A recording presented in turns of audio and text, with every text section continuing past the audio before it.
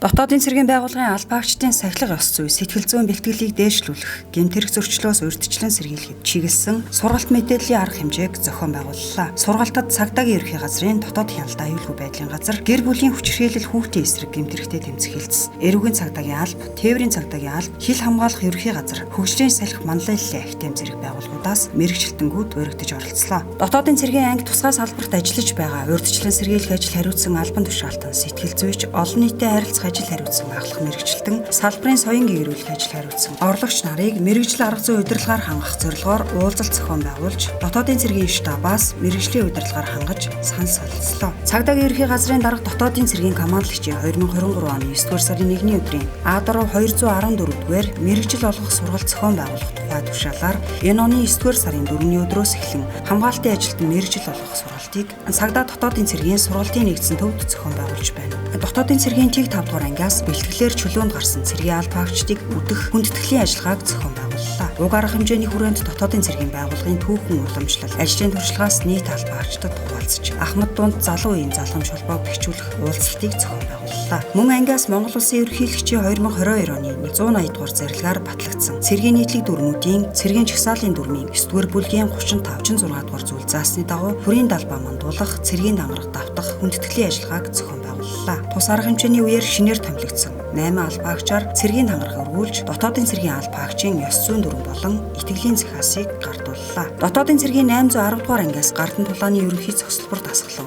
цэргийн биеийн тамирын загварыг хэрэгжүүлэх арга зүй, галын бэлтгэлийн дасгалыг биелүүлэх аргачлал анхаарах асуудал сэдвийн дагуу сургалт зохион байгуулан, ангийн бие бүрэлдэхүүний дулааны улирлын дүрм тооцос болон бичиг баримтад үзлэг хийлээ.